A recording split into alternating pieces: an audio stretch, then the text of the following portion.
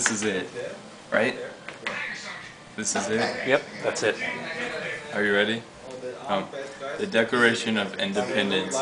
When in the course of human events it becomes necessary for one people to dissolve the political bond which have connected them with another, and to assume among the powers of the earth the separate and equal station to which the laws of nature and nature's God entitled them, a decent respect to opinions, and mankind requires that they should declare the cause which impelled them to the separation. We hold these truths to be self-evident, that all men are created equal, that they are endowed by their Creator with certain unalienable rights, that among these are life, liberty, and the pursuit of happiness.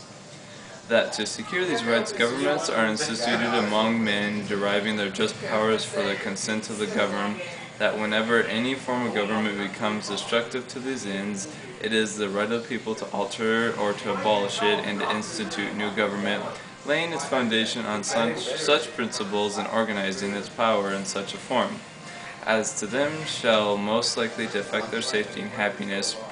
Prudence indeed will dictate that governments long established should not be changed for light and transcend cause, and accordingly all experience hath shown that mankind are more disposed to suffer. While evils are sufferable, then the right themselves by abolishing the forms of which they are accustomed. But when a long train of abuse and unsurpassed pursuing invariably the same object events and designed to reduce them under absolute despotism, it is their right, it is their duty to throw off such government and to provide new guards for the future security. Such has been the patient sufferance of these colonies, and such is now the necessity which constrains them to alter the former system of government. The history of the present King of Great Britain is a history of repeated injuries and usurpations, all having a direct object the establishment of absolute tyranny over these states. To prove this, let facts be submitted to a candid world.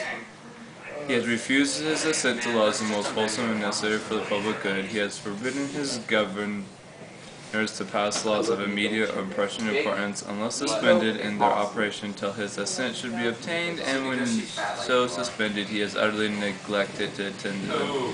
He has refused to pass other laws for the accommodation of large districts people, unless those people relinquish the right of representation, the legislative right, inestimable to them and formidable tyrants only. I'm very surprised. He has called together legislative bodies of place unusual, uncomfortable, and distant from the depository of their public records for the sole purpose of fatiguing them into compliance with his measures. He has dissolved the representative house repeatedly, proposing with many firmness of his invasions on the right of the people. He has refused for a long time after such dissolutions to cause others to be elected, whereby the legislative powers, incapable of alienating, having returned to the people large for their exercise, the state remaining in the meantime exposed to all the dangers of invasion from without a conclusion within. He has endeavored to prevent the population of these states for the purpose of obstructing the law for naturalization of foreigners, refusing to pass others to encourage their migration hither, and raising the conditions of new appropriation of lands. He has obstructed the administration of justice by refusing his assent to law for establishing judiciary power. He has made judges dependent on his will alone for the tenure of their office and the amount of payment of their salaries. He has erected a multitude of new offices and sent hither swarms of officers to harass our people and eat up our substance. He has kept among us in times of peace standing armies without the consent of our legislator. He has affected to render the military independent of a superior to civil power. He has combined with others to subject us to jurisdiction foreign and our construction and unknowledged by our laws, giving his assent to their acts of pretended legislation. For quartering large bodies of armed troops among us, for protecting them by mock trial, for punishment for any murders which they should commit into the inhabitants of these states, for cutting off our trade with all parts of the world, for imposing taxes on us without a consent, for depriving us in many cases of the benefits of trial by jury, for transporting us beyond seas to be tried for pretended offenses, for abolishing the free system of English law in a neighboring province, establishing there an arbitrary government, and enlarging its boundaries so as to render it once an example and its instrument for introducing the same absolute rule in these colonies, for taking our charters, abolishing our most valuable laws, altering fundamentally the forms of our government, for suspending our own legislators and declaring himself invested with power to legislate for us the cases whatsoever. He has abducted government here by declaring us out of his protection and waging war against us.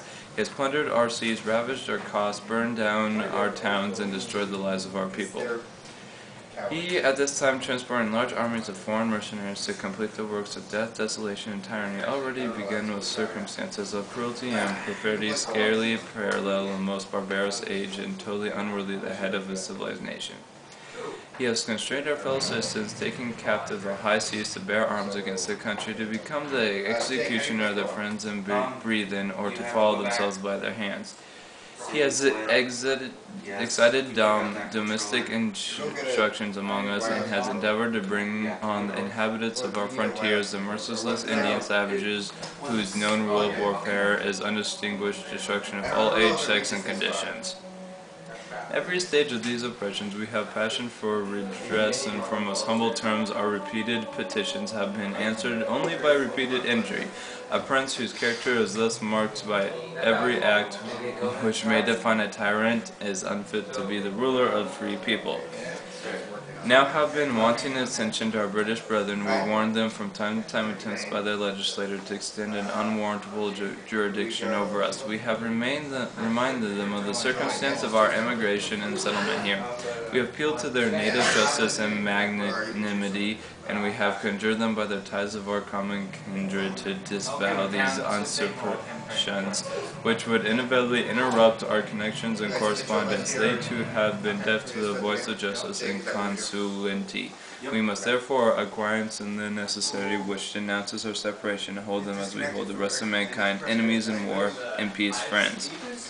We therefore, the representatives of the United States of America and General Congress, assemble, appealing to the Supreme Judge of the world for the rectitude of our intentions to do in the name and with authority of the good people of these colonies, solemnly publish and declare that these united colonies are, and of right, ought to be free and independent states, that they are absolved from allegiance to the British Crown, and that all political connection between them and state of the Great Britain is ought to be totally dissolved, and that as free and independent states, they have full power to levy war, conclude peace, construct alliances, establish commerce, and do all other acts and things which independent states may have right to do. And for the support of this declaration, with a firm reliance on the protection of divine providence, we mutually pledge to each other our lives, our fortunes, and our sacred honor. New Hampshire. Joshua Bartlett, William Whipple, Matthew Thornton, Massachusetts. John Hancock, Samuel Adams, John Adams, Robert Treat Payne, Elbridge Gerry, Rhode Island. Stephen Hopkins, William Earlgy, Connecticut. Roger Sherman, Samuel Huntington, William Williams, Oliver Walcott, New York. William Floyd, Philip Livingston, Francis Lewis, Lewis Morris. New Jersey. Richard Stockton, John Witherspoon, Francis Hopkins, John Hart, Abraham Clark. Pennsylvania. Robert Morris, Benjamin Rush, Benjamin Franklin, John Morton, George Clymer, James Smith, Gregory Tyler, James Wilson, George Roche. Delaware. Caesar Rodney, George Reed, Thomas McKean. Maryland. Samuel Chase, William Paca, Thomas Stone, Charles Carroll of Carleton.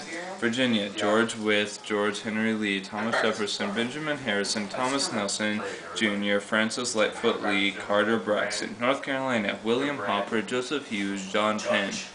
South Carolina. Edward Rutledge, Thomas Hayward Jr., Thomas Lynch Jr., Arthur Middleton. Georgia. Button Whitted, Lemon Hall, George Walton. Source: The Pennsylvania Packet, July 8,